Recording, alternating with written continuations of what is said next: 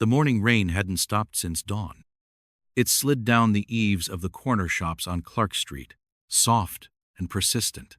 The kind of rain that didn't soak you instantly but crept under your coat, steady and cold.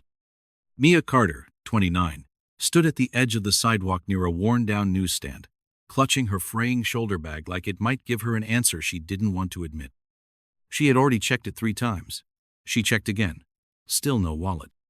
Her phone was dead, dark and useless in her coat pocket, and the last bus out of town would be arriving in less than 10 minutes. Mia took a breath, shallow and cold. She had left a late client dinner in downtown Chicago the night before, taken a half-silent train through the night, and stepped off in her old hometown Clark, Illinois, under the kind of sky that always felt like it was watching. She hadn't meant to come back. Not really. She had promised herself 8 years ago she wouldn't, but plans, even the good ones, don't always hold. Now she was stranded with no cash, no working phone, and no one here who even knew she'd returned. A ghost with a pulse. She hadn't noticed the man at first.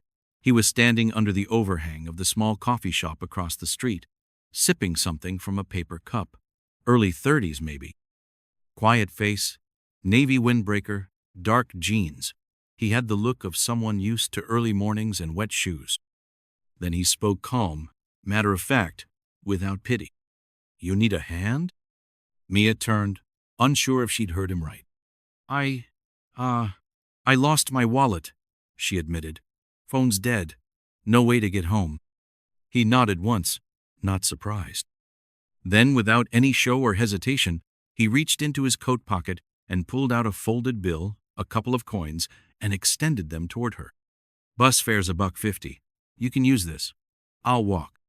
Mia stared at his hand. The money looked small, crumpled, ordinary. But there was something about the gesture that didn't feel small at all. People didn't do that. Not anymore. Not where she came from. She took the money without speaking. Her voice had gone somewhere she couldn't reach. And just like that, the rain seemed a little quieter. The bus came 3 minutes later, humming down the street like it had no interest in stopping. Mia boarded with the folded bill still in her palm, her fingers damp from the rain. She didn't look back until she sat down by the window. He was still there. The man hadn't moved. He just stood under the coffee shop awning, hands in his pockets, sipping the last of his drink. He didn't wave, didn't smile, just watched as the bus hissed and pulled away. Mia's seat was cold.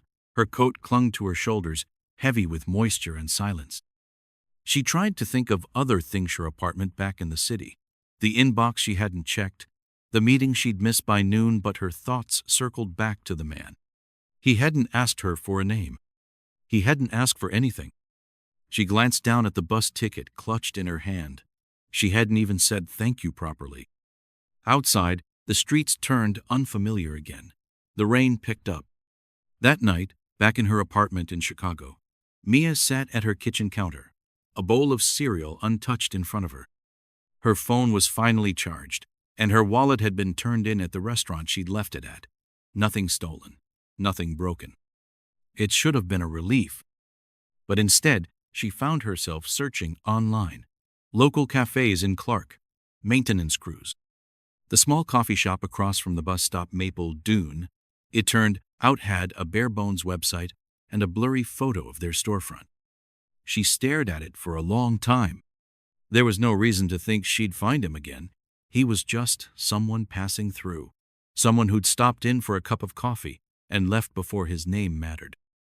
And yet, people don't forget the moments that interrupt their certainty, especially not when they come quietly. Mia closed the tab. She told herself to let it go, but in the back of her mind, something whispered, "Don't." 2 weeks passed. Mia returned to Clark on a quiet Sunday, this time with her wallet zipped, phone fully charged, and no clear reason why. She told herself she needed space from the city, from back-to-back meetings and rooms full of people who smiled too much and said too little. She got off the train just after noon.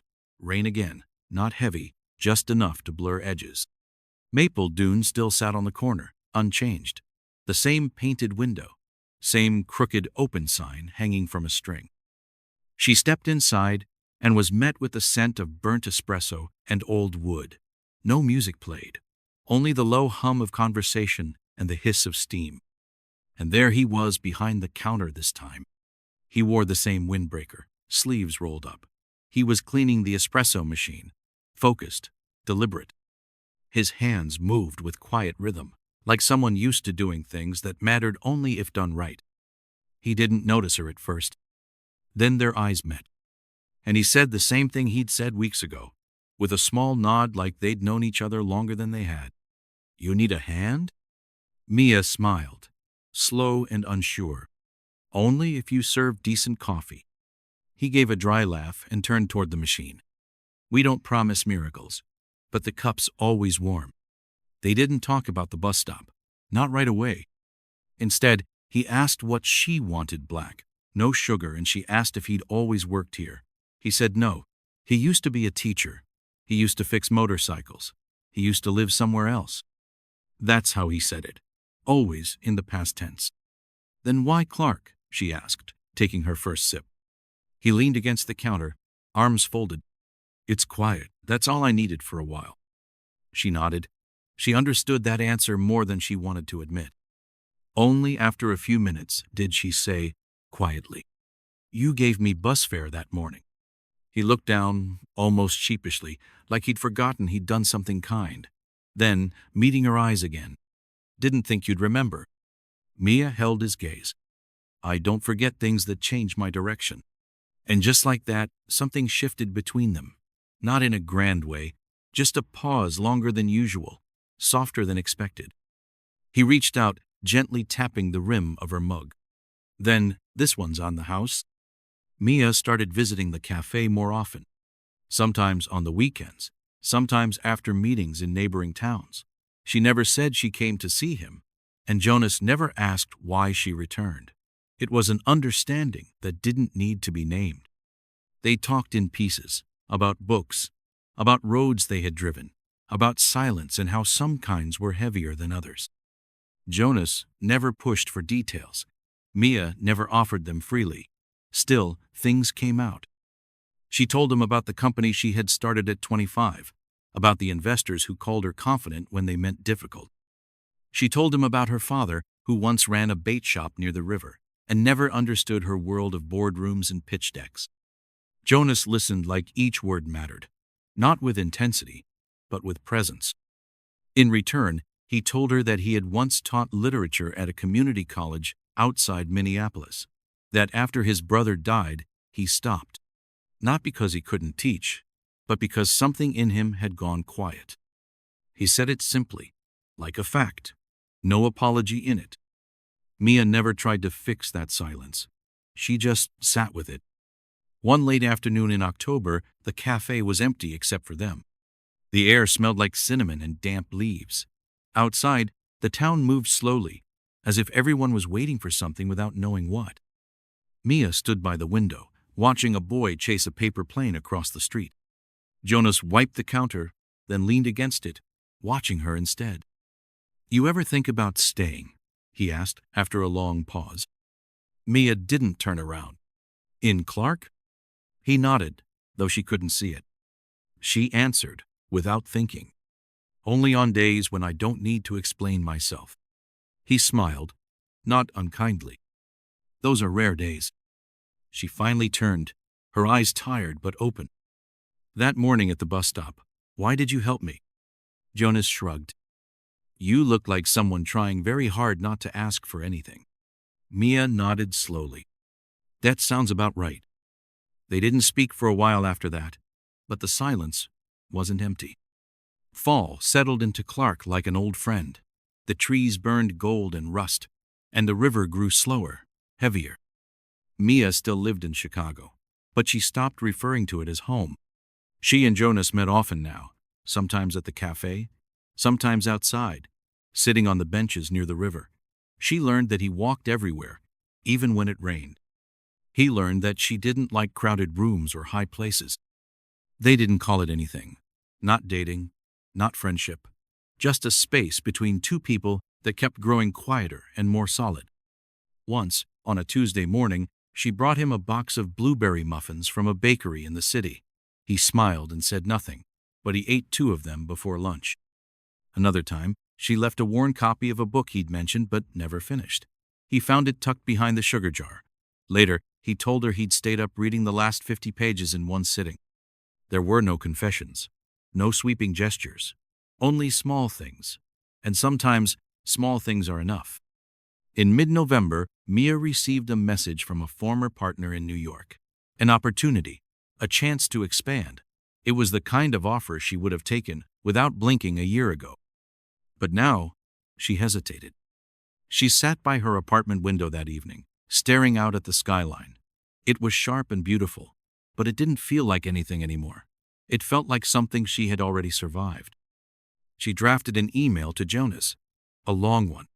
She told him about the offer, about what scared her, about how much the cafe meant, about how she didn't want to become someone who left without saying anything. Then she closed the draft. She never sent it. The next day, she boarded the train to Clark, without a suitcase, without a plan. She stepped into Maple and Dune just as Jonas was locking the door. He looked up, startled. "Wasn't expecting you." She stood still for a moment, then said simply, "I don't know where else I'd rather be." He didn't smile, but his shoulders dropped just a little. "Then stay a while." Winter arrived early that year. The town of Clark turned quiet beneath a layer of frost. Windows glowed soft yellow in the early dark. The river, slow and cold, mirrored the sky with a dull silver hue. Mia stayed. Not with declarations, not with promises. She simply didn't leave. She rented a small place above the bookstore near Main Street. She started writing again, not business plans, not strategy decks, just writing. Things that didn't have to convince anyone. She still took the train to the city some days, but she always came back before nightfall. Jonas never asked her why. He just saved her a seat by the window in the cafe. Always the same one, always the same cup. On a late December evening, they walked together down the river path, their breath fogging the air, steps slow on frozen ground. Mia looked out over the water. "It's strange," she said. "I spent so much of my life trying to outrun this place." Jonas kept his gaze ahead. "Maybe you weren't running from the place." She glanced at him. "Then what?" He paused before answering. "Maybe just from feeling too much." She let out a small breath, half a laugh. "You talk like someone who's figured it out." He shook his head. "Not even close, but I know what it feels like when something finally stops running." They walked a little further, quiet. Then, as they reached the end of the path, where the river bent wide and slow, Jonas stopped. He looked at her. "This doesn't need to be big, Mia. It just needs to be honest." She met his eyes, tired and clear. "It already is." He reached for her hand. She let him. And there, in a town no one wrote about, on a street no one hurried down, 2 people who never meant to find anything stood still together. Not because they had answers, but because they had stopped pretending they didn't need each other.